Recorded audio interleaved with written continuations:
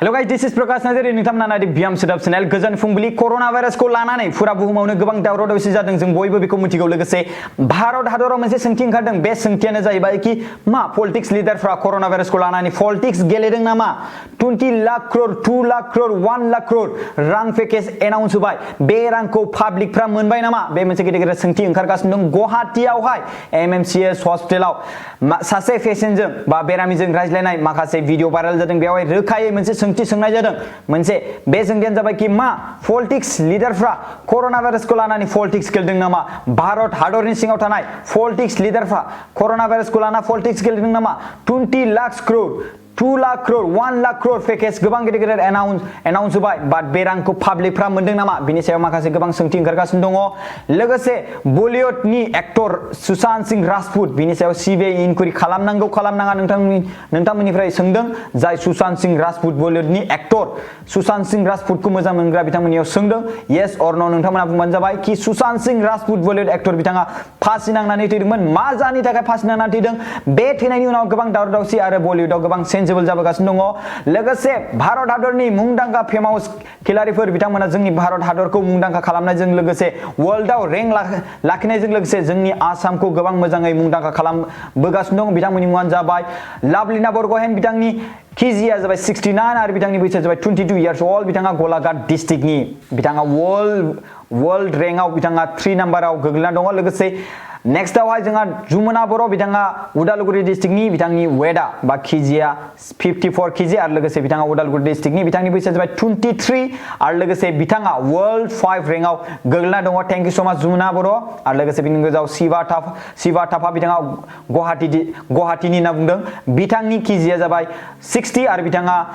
world 16आव मोननाय जादों world rank 16आव मोननाय जादों बिथांनि बैसोआ 26 बिथाङा गुवाहाटीनि स थेंक इउ सो माच गाइस नोंथां साथामनिफ्राय जों गोजोननाय गोसो गोथार गोजोननाय जासिबाय स्पेशली जुमुना बर' बिथाङा बर'नि माहारियाव जोनोम जानानै बर'खौ गोबां मुंदांखा खालामबोगासिनो दङ थेंक इउ सो माच जुमुना बर' नोंथांजों जों थाबैनो लोगो मोनगोन बायदि बेखौ आं आसा खालामो लोगोसे बेखौनो बुंनो सानो थेंक इउ आरो एगेन लाभलिना बरग'हेन एन्ड शिवा थापा आरो लोगोसे आं बेखौनो आरो लास्टआव आं बेखौनो बुंबावो कि जों खौसेयै जायोब्ला जोङो जोंनि जायगाखौ गोबां मुंदांखा खालामलांनो हायो आरो सोलोंनाया जेब्लाबो जोबनो थाङा जों सोलोंबाय थानांगौ आरो लोगोसे बे बाथ्राखौ बुंनो सानो जोंनि बर' हारिनि माखासे सुबुंफ्रा गोबां दावराव दावसि जागासिनो दङ मानि सायाव बुंनो थाङोबा पलिटिक्सनि सायावहाय माखासे सुबुंफ्रा बे बाथ्राखौ बुंदों कि गावजों गावल' बखिलायनो हागौ बाट गुबुनखौ जोंनि बर' हारिया बखिनो हाया जों रायजो राजानि सिगां बा गावजों गावल' गोबां किं बा मोसा जालायो सिंह जालायो बाट गुबुननि सिगाङावहाय जोङो सिंह जानो हाया बे बाथ्राखौ रायजोफ्रा पाब्लिकफ्रा गावजों गाव कमेन्ट होलायगासिनो दं बे बाथ्राया सैथोबो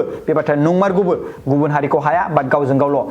लोगोसे मुम्बाइआव गोबां दैबाना जागासिनो दङ दासान्दि अखा हानायाव जेरै आसामाव दैबाना जायो आरो बेनि गेजेरावहाय बे बाथ्राखौनो बुंनो सानदों बे अखा हाबाय थायोब्ला दैबाना जानानै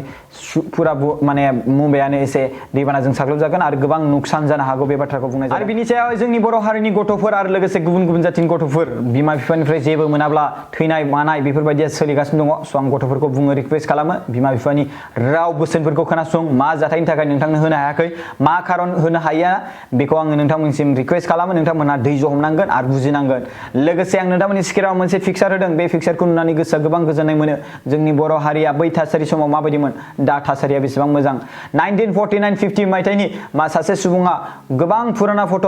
बेखौ फेसबुकआव आपल'ड खालामदोंमोन जायखौ आंनावबो गैयामोन बेखौ आं दा नोंथांनि सिगाङाव स्क्रिनाव होनानै होबाय दा बे गाननाय जोमनायखौ नायोब्ला बै थासारिखौ नायोब्ला दानि थासारिखौ नोंथांमोना गोबां सोलायनाय नुनो मोनगोन लोगोसे टिकटक आरो लोगोसे 59 एप्स माखासे बिनिबो बारा गोबां बेन जाहांबाय आरो लोगोसे PUBG बेफोरबो बेन जाहांबाय मबाइल लेजेन्ड बेबो बेन जाहांबाय लोगोसे बे बाथ्राखौ बुंनो सानो टिकटकआव जायफोर खामानि मावोमोन बिथांमोना रां खामायोमोन टिकटक स्टार बिथांमोना दा रां खामायनायाव गोबां बन्द जाबाय बिथांमोना आलाय सिलाय जागोन नामा बिनि सायावहाय सरकारनि सायाव मोनसे सोंथि सोंदों टिकटकारफोरनि थाखाय माबा मोनसे सुबिदा होगोन नामा बे बाथ्रा सोंनायाव मोनसे बाथ्रा बुंदों भारत हादरावबो टिकटक बायदि एप्स मोनसे दिहुननाय जागोन बे बाथ्राखौ फिननाय होदों लोगोसे मोनसे इउनिभारसिटि अफ दिल्ली एबा जवाहरलाल नेहरू इउनिभारसिटि दिल्ली बिथांमोना जायफोर फरायनो गोसो जादों नैबे स्क्रिनाव होनाय नाम्बार इनकुइरि खालामनो हागोन एडमिसननि सायाव गासै डिटेल्स आं स्क्रिनाव होनाय जादों जवाहरलाल नेहरू इउनिभारसिटि जेएनइउ बेखौ जेएनइउ होनना बुंनाय जायो दिल्लीनि स' बेवहाय गोबां दावराव दावसि दाख्लैबो जादोंमोन जायनि जाहोनाव गोबां मानसिबो थैनो गोनां जादों लोगोसे दासान्दि नुनो मोनदों प्रमेला रानी MLA प्रमिला रानी आसाम कैबिनेट मिनिस्टार प्रमिला रानी ब्रह्मआ माइ गायनाय लोगोसे ना गुरनाय थासारियाव नुनो मोनदों बे COVID-19 बे हालोदाव लकडाउननि समावहाय बिथाङा गावनि खामानि मावनाय मेंनाय खामानि मावनायखौ मा खालामनो मा मानो एसे आराम जों बर'नि फिसा एसेबाबो बेफोरबायदिनिफ्राय फैनाय जों माइ गायनाय खोथिया फुनाय बेफोरबायदिनिफ्रायनो जों फैनाय हालौनाय आलि दाननाय बेफोरबायदिनिफ्राय जों फैनाय ना गुरनाय बेफोर जोंनि कमन बाथ्रा बेखौ जोंनि बर' हारिया गोदोनिफ्रायनो जों मावबोनाय दायो बेफोर बाथ्राखौ जोंहा प्रमिला रानी बायद'आ बा प्रमिला रानी मेडामा बेखौ गोसोखांनानै बे गोदोनि सिगांनि बाथ्राखौ गोसोखांनानै बिथाङा बेयावहाय खामानि मावनो लादों बिथांखौ माखासे मानसिफ्रा गोबां बाथ्रा बखिदों आरो बेनि सायाव आं बेखौ बेफोरबायदि बखिनो मोननाय गैया रावहाबो बिथाङा गावनि गोसोनि गावहा जि गोसो जादों बेयाव बेखौ खामानि मावदों लोगोसे बेनि डिउटिया मोजाङै थांगासिनो दङ बे बाथ्राखौ बुंनो सानदों लोगोसे आङो वर्ल्ड वाइड दिनैनि माखासे दासिबांहायनि कर'ना भाइरासनि वर्ल्ड इनफरमेशनखौ आं खोन्थानो लुबैदों 1.15 lakhs 56,681 टटेल बुहुमाव जाबाय भारत हादरा थार्ड रेंकआव सहैबाय मैया फोर्थ रेंकआवमोन भारत हादरा थार्ड रेंकआव सहैबाय मैया फोर्थ रेंकआवमोन लोगोसे आं बेखौनो बुंनो सानदों गासै दासिमहाय 5,36,776 सुबुङा थैनाय दङ लोगोसे दिनैनि गोदान थैनाया जाबाय 331 लोगोसे निउ केस गोदान केस दासिमहाय फुंबिलि समाव बेनो जाबाय 6,139 आरो लोगोसे USA फार्स्ट रेंकआव दासिमबो दङ बेनो जाबाय 29,82,928 लोगोसे ब्राजिला सेकेन्ड रेंकआव 16,04,585 आरो लोगोसे इंडिया बे थार्ड रेंकआव गोग्लैबाय 6,97,836 रासिया फोर्थ रेंकआव गोग्लैबाय 6,81,251 thank you so much guys बेनि गोजोन फुंबिलि बाय बाय